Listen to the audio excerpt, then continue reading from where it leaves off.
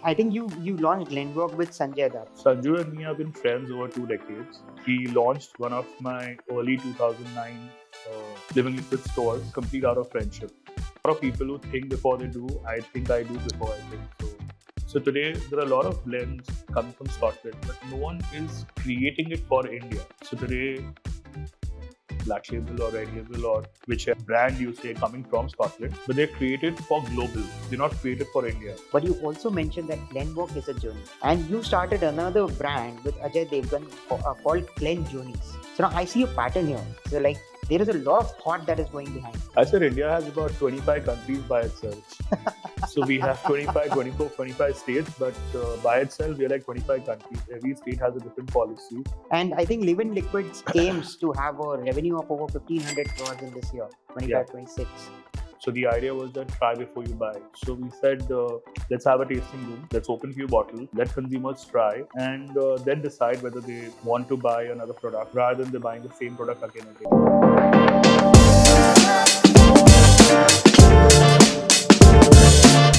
Hello, welcome back to another episode of Life Unscripted.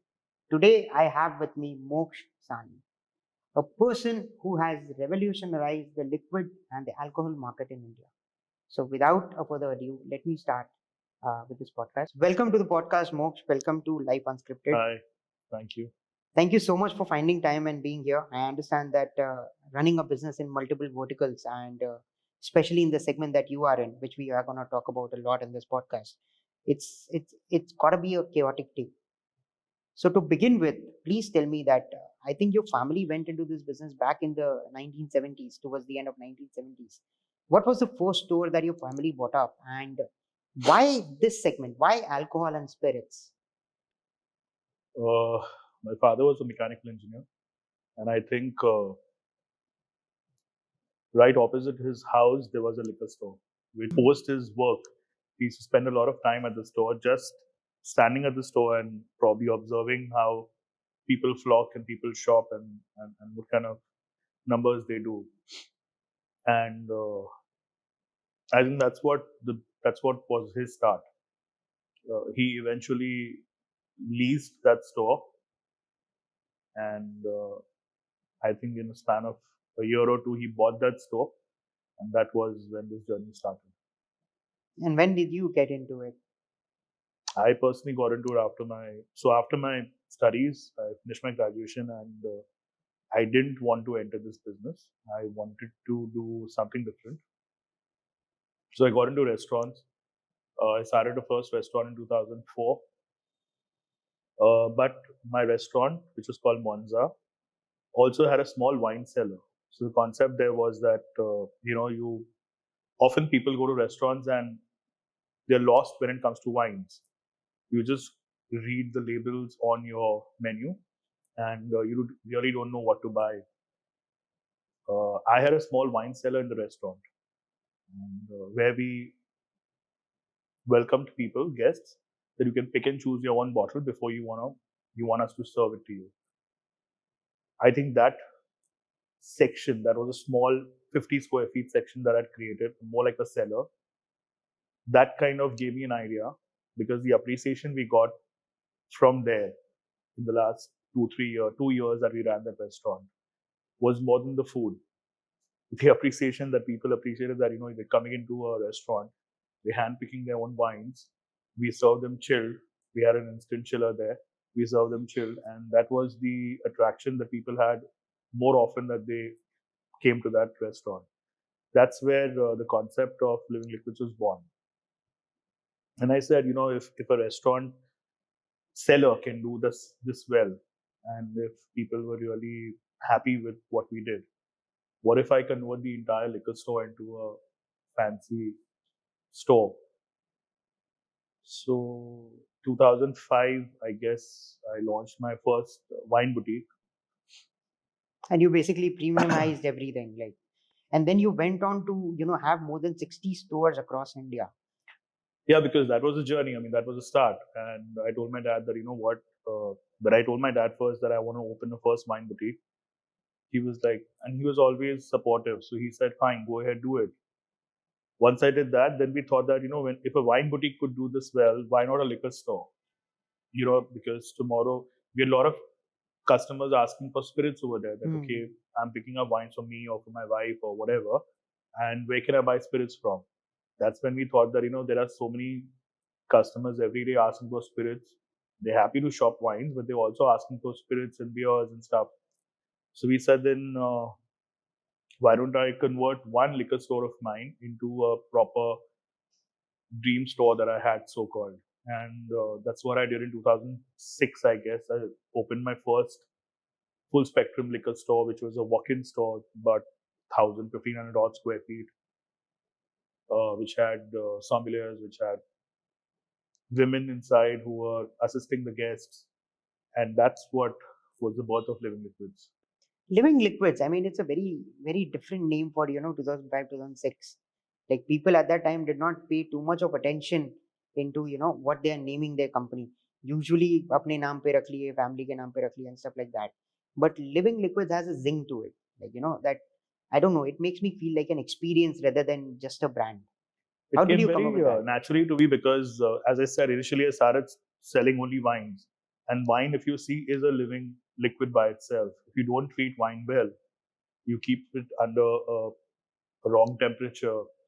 You hold the glass with warm hands, or you kind of ill treat it, it goes bad. So I guess it's wine is a living liquid by itself. That's where the birth of Living Liquidz was, and we just took it forward then. And then you went on to build multiple stores. So now that's a completely different segment. Running one store, you're there, you're managing everything. Now when you zoom past and when you have 60 different stores, there's a lot more moving items, like in terms of business management. So what did you feel? What was going through your head? You just wanted to go, go, go, or did you take a pause to maybe understand this is not it? Like what was the moment? Like how did it feel like scaling to that extent? My problem is that I can't take a pause. That's a problem, but it's a good problem to have. Uh, I feel whenever I complete the task that I have in hand, I'm already mid thinking the next task that I want to complete, and that's how one store to the second store to the third store. I mean, the whole idea was that if I can do this in one store, I could do this in multiple stores. If I could do this in one city, I could do this in multiple cities. And that's what we kind of grew from wines to a full spectrum liquor store to walk in to airports. I mean, even airport, we were the first ones in India to launch an airport store. I remember back in 2009, 2010, when I launched my first airport store at T1, Mumbai Airport. Arrival, I think people were laughing at me. And they said that you're wasting your license, you're wasting your money, because the rents are pretty high and it's unaffordable. It's like buying a property every month. That could have rent. That's what airport charges. So, but I think I proved myself right. But why did you do it? Why did you go into the airport? As I said, I mean that's something that comes to me naturally. My father was a risk taker, Huh. and that comes to me by birth. So there are a lot of people who think before they do. I think I do before I think. So that's what Yeah, run before you works. walk kind of It works concept. for Yeah. us. It works for me at least. And then in 2022, you started Mansionz, which was like a new luxury retail experience in India. So you were already premiumizing things in India. You opened more stores. Why did you feel the need that you need to pivot again and open something a bit more different? Because what I'm trying to wrap my head around is when things are going well, you just want to replicate the success and move on. Then again, you took another risk. Yeah, I mean, see the whole idea. I've spoken about this earlier also, I guess, because the whole idea is that you come to a liquor store only on demand basis. You only shop in a liquor store once a month, once a week, once in 15 days. As per when your consumption is required or when there's a party. So I was like, why don't people visit us more often? And how can I bring more crowd into a liquor store? So I was observing that nightlife in Mumbai, in India, is quite, you bars are doing well and people are flocking at bars more often. So the thought was that what if I combine a liquor store with a bar with restaurants, and it could just be like a couple of hours that they spend, rather than And it coming in becomes for like an 15 experience, minutes, a like an tasting experience. experience. Yeah. Tasting was another thought, but first the idea was that how can I get people to spend more time with us?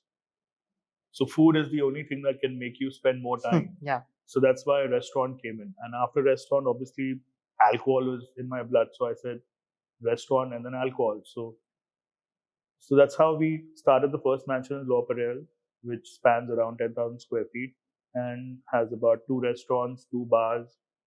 A tasting area came in from the thought that today the number of labels that we have, the number of labels that we carry are almost 4-5 thousand brands. So there's obviously your choice of brands is more, but people have not tried them. And why would you pick up, spend 3, 4, 5 thousand bucks on a gin or a vodka or a tequila or a whiskey when you don't know what's it going to taste like? And so the idea was that try before you buy. So we said, let's have a tasting room, let's open a few bottles, let consumers try, and then decide whether they want to buy another product rather than they buying the same product again and again. So don't you think people take advantage of this sort of thing? Like just if you go to ice cream parlor and they are giving scoops, I have seen people that they'll try some 7, 8 and then basically buy none and get out. No, obviously there's no free alcohol, but so we had a concept. We had an app over there, in-store app, Mm. wherein a consumer pays 3 odd thousand, and he gets to sample about 3 drinks of his choice, which is from about 100 drinks that we offer now today Mm. on the tasting Mm. room. Mm. He gets to try any three, and the same money is reimbursed to him when he shops. So it's actually you've had alcohol for free, Got it. where a consumer is concerned, but at least I know it's not being ill-treated. I mean, It's it's getting not converted. getting, Yeah. yeah. So the conversion is 100% there. Uh, I can't even say 99%, it's 100%. So tell me an instance when somebody, maybe your friends, your family, or maybe a complete stranger, they just called you and gave you a review about Mansionz and the great work that you're doing, which just blew your mind. That when you heard that, or when you got to know about that particular instance, you felt like, yes, I have done something with my life. Or it might be at any point of your journey. Like, Well, I still feel I have a long way to go. I don't think I've done something great in my life yet. I still have a long way to still, go. I believe there would be an aha moment that, okay, this is my moment, kind of. Yeah, I guess when I launched Glenwalk, I did feel that because from a retail background, coming to manufacturing or creating a brand is obviously a long journey. Today, like there may be about 100,000 retailers in India, but out of 100,000 retailers, not even one has their own brand today. So I'm quite proud there that from those 100,000 retailers, I was the one who did that and successfully launched Yeah, a yeah. brand. I think you launched Glenwalk with Sanjay Dutt. Yeah. So let's dig a bit more on this particular topic. How did you collaborate? Like, because you already know the trick of the trade, you already had an understanding of the liquor market. You also understood the consumer mentality and how the consumers behave. You have already done a lot in the field. So, what was it like? How did you get in touch, or how did you collaborate with Sanjay Dutt on this? What was the idea behind it? Sanju and me have been friends over 2 decades. He launched one of my early 2009 uh, Living Liquidz stores out of friendship. And I was kind of, when the thought of Glenwalk came, I just went to him one morning. I called him up and I said, listen, I have some work and I want to drop in. And he knows me that I have never taken advantage of him or never used him in the last 20 years ever. And it's only been work based, if there's anything. And when I went to him and I said, what, I have a project in mind. I want to do an alcohol brand. And will you be happy to partner in? And he was like, if you're doing it, I'm more than happy to do it together. Go ahead. You know, I was pretty surprised that I've said this earlier. Within I think less than 30 seconds, he said yes to me, and that gave me the confidence that okay, someone trusts me, so blindly that I don't even have the product in my hand, but just a thought. I think next week I flew to Scotland. I zeroed down on the distillery. I sat with the team over there. We tried a couple of blends, and the thought was very clear in my mind that I wanted to create a blend for the Indian palate. So today there are a lot of blends coming from Scotland, but no one is creating it for India. So today you may have Black Label or Red Label or whichever brand you say coming from Scotland, but they're created for global. They're not created for India.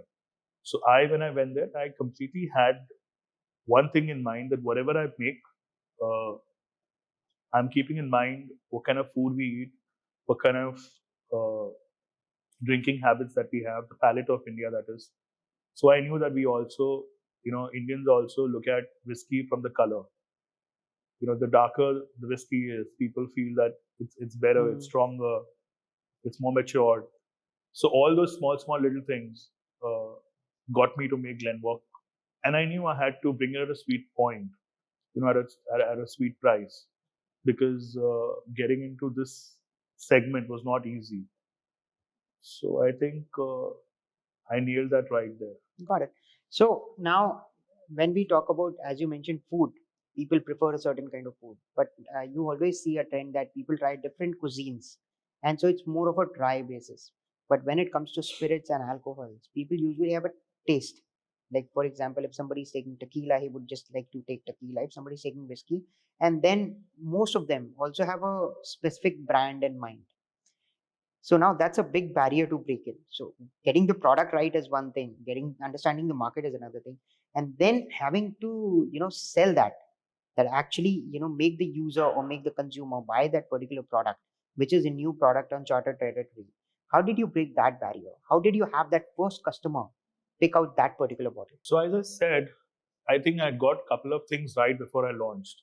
I think I had got the liquid right. I was very sure. See, we Indians, I think when we are shopping, we first see the color.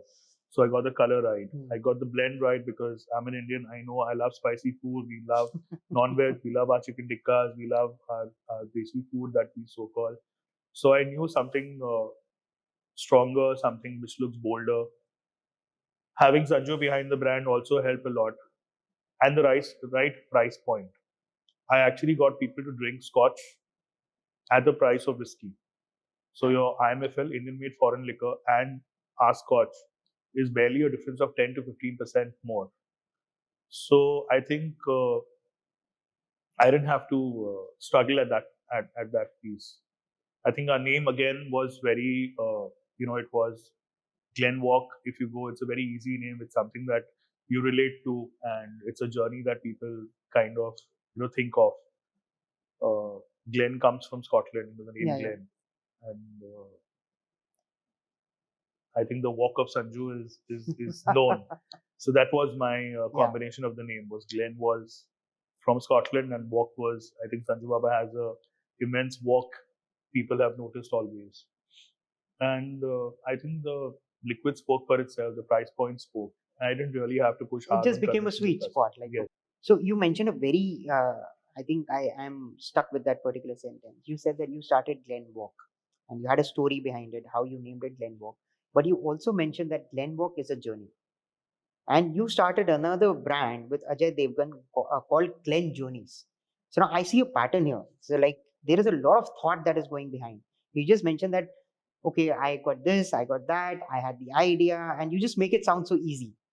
But I believe that it would be years of work, if not months, before launching Glenwalk. And somehow you felt that Glenwalk is a journey. And then your next brand was Glen Journeys, along with Ajay Devgan, if I'm right. Yeah. So now it feels like it's more than a year's work. It's like multiple years altogether, and you planned it. And when you plan, I mean, we planned for the plan to not go according to plan. I mean, that's the case. So there must be a lot of hurdles. So tell me about the transition from Glenwalk, not the transition, the addition of Glen Journey to Glenwalk. And how did you collaborate with Ajay Devgan on this? And I want to know the complete aura behind your brain, that years of work, that patience it took to bring this to life. Patience for sure. Uh, as I said, I mean, for me, see, there's obviously a lot of hard work behind it. There's a lot of patience behind it. Uh, Obviously, I can't tell you how much of work goes behind because it all sounds very easy. But this also comes very naturally to me, and I think I'm blessed to be born in this environment, this family. Probably that's why it comes to me naturally. But after Glenwalk, the thought was that what next? Because Glenwalk is a Scotch, is a whiskey, is a 3-year-old whiskey, which now people had appreciated, people liked it, people loved it. I got the love from India, from abroad. Uh, Obviously, then the question was what next? So, single malt was something that was next in the same category. In the same breath, when you say whiskey and then single malt comes next. Obviously, without confusing my consumer, I wanted another face for the brand. And that's what I thought of Ajay Devgn, because today, if you look at Ajay, Ajay sir has been, he's very, you know, he's more quiet. He's more the single malt types. You can imagine Ajay Devgn sitting in a That cigar library lounge, yeah. with a cigar room, with a cigar in his hand, and you can imagine that guy.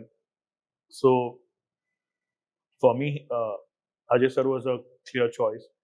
Again, fortunately, I had gone and met him, and I think in my first meeting itself, he said yes. Not 30 seconds, but probably 30 minutes. 30 minutes. Yeah. But he did say yes in the first meeting itself. But this time I had taken the samples. It was pre-decided. I had already started building Glen Journey in Scotland. It took me about 2 years to create this blend. And the first one that we launched about a quarter back, that's a 21-year-old malt. September will see, this September 2025, we'll have the Glen Journey non-age version launched.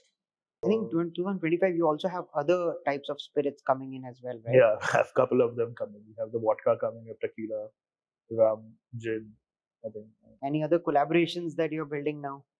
Yeah. So now 30-second meeting to 30 minutes meeting. I hope the next one was not 300 minutes. No, it wasn't. But was sooner than that. Was quicker than that, in fact. We've already signed about 6 to 7 more celebrities for different verticals. But I'd like to reveal that as and when time comes. Yeah. But this financial year, we'll see about 3 more launches from our side. Now, this all looks like very, very simplistic when you talk about it. Of course, you have burned your hands in it and you understand the trick of the trade. But again, I mean, the governments change, the regulations change. There are new laws, new trade rules that come into play, as you already have international locations working for you. And each of these locations, I believe, just like India has different state and different rules, each of these countries would have different different rules, different laws, different tariffs. The current keyword of the world, I guess. So how did you mitigate all of this? Because this is ever changing and you got to be on top of it to keep your business afloat. Were there times when these kind of things troubled your business or probably gave you a scare in the night that shit, okay, something has went wrong? And how did you tackle it? I said India has about 25 countries by itself. So we have 25, 24, 25 states, but by itself, we are like 25 countries. Every state has a different policy. We don't have GST. We have still VAT in our business. And thankfully, import is just one. So the custom duty is just once. But otherwise, every state is different. We register the labels in every state.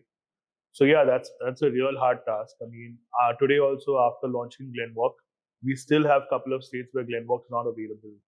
Thanks to a couple of states, they have several different policies. Like we're waiting to launch in Telangana, we're waiting to launch in Andhra because they have different state policies. Uh, but we're already available in 20 states, so that's good today. With tariffs, I think UK and India, I think, have been doing pretty fair. I mean, we've just got the FTA on board. Yet we don't know where we stand. We've been hearing that we're going to get a 50% excise cut or custom cut, but that's still to yet to happen. Physically, it's still not happened. But hopefully, if that happens, we'll be able to offer our customers a better price, a better liquid, a better product at a better price. And that's what we're aiming for. How about taxations? Did you ever face, because this industry is known for high profits, at least in the consumer's mind.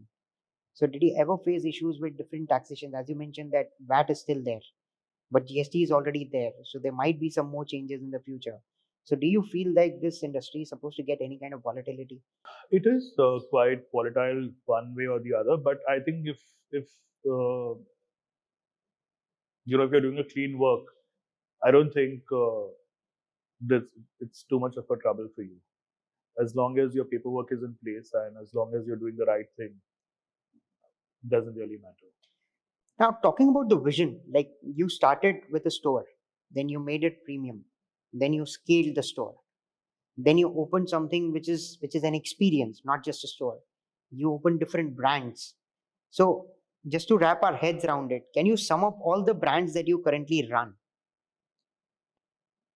I think currently I have Living Liquidz, we've got Mansionz, we've got airport operations, so Living Liquidz at the airports, which I'm pretty happy about. Our last Goa airport has really turned out very well. We're looking at a couple of more airports opening this year. Apart from that, obviously Glenwalk, Glen Journeys, and The half a six dozen more six new half brands a that dozen coming more up. brands Yeah. launching this year. And I think Living Liquidz aims to have a revenue of over 1,500 crores in this year, 25, Yeah. 26. Yes. Okay, is it safe to say that you're very close to it and you have already achieved it?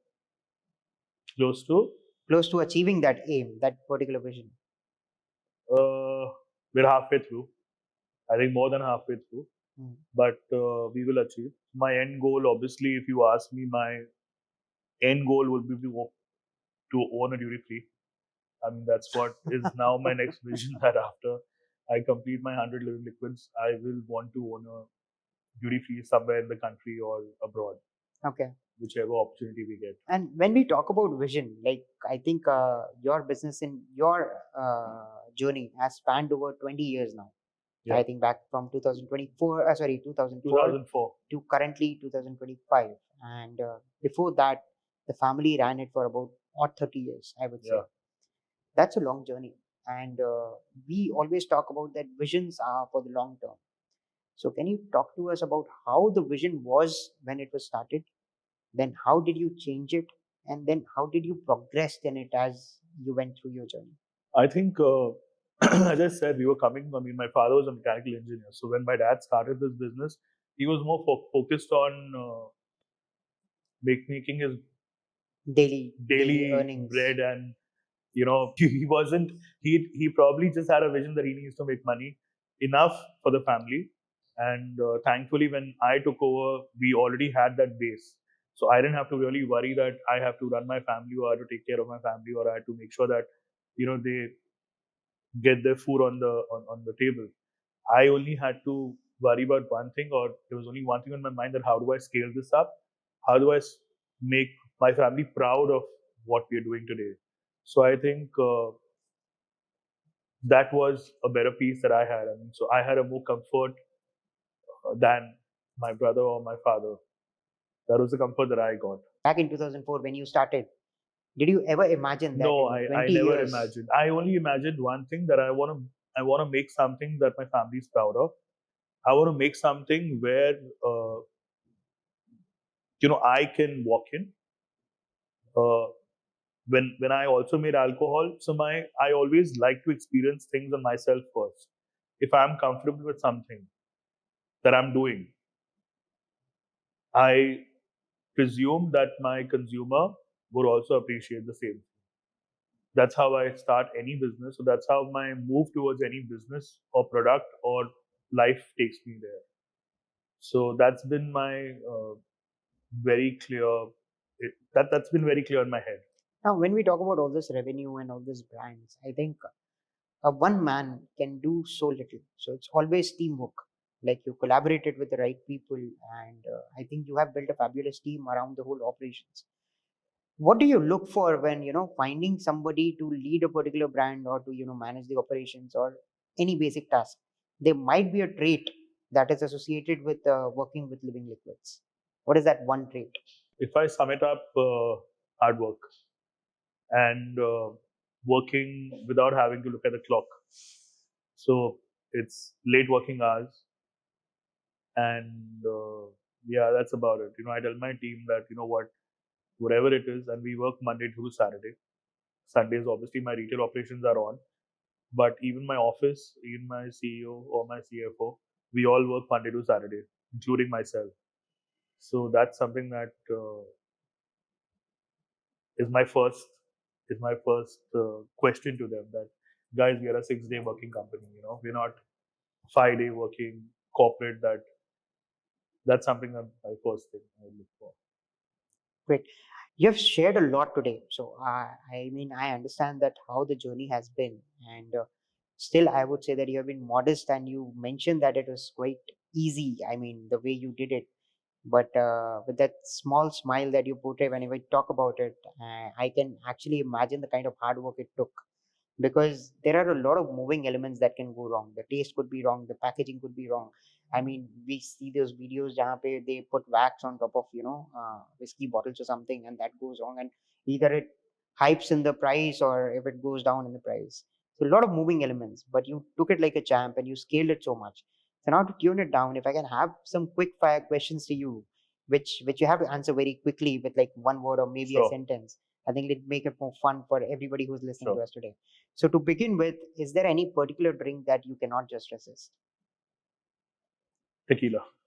Between Glenwalk and Glen Journey, if I have to pick one, what would that be? Glenwalk for sure, because that's been my starting point. Favorite destination of whiskey around in the world? Scotland. The most unforgettable event that you hosted at Mansionz? I hosted at Mansionz.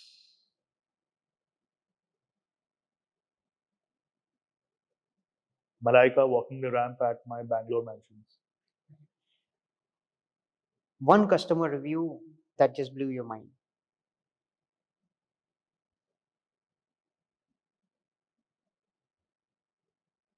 None. The biggest challenge that you faced in your journey? Sorry, The biggest biggest challenge.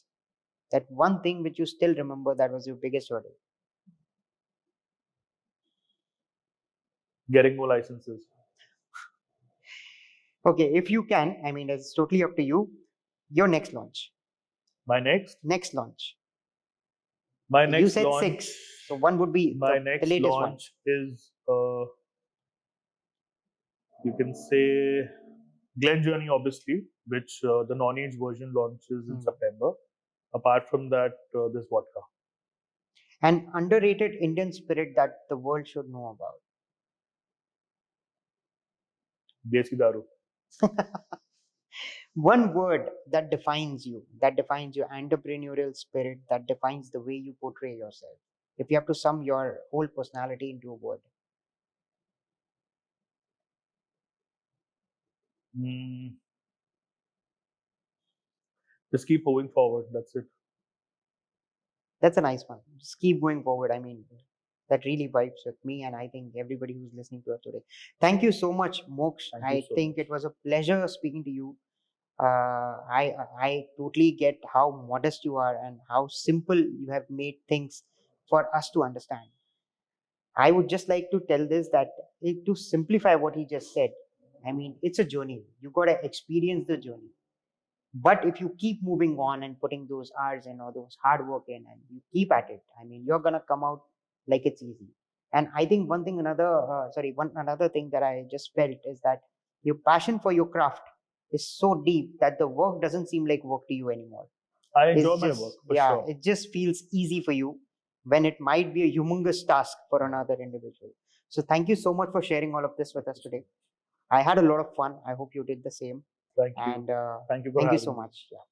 Stay tuned for more on Life Unscripted, where we have many more entrepreneurial minds coming in and telling you all about how they have achieved the feats that they have today.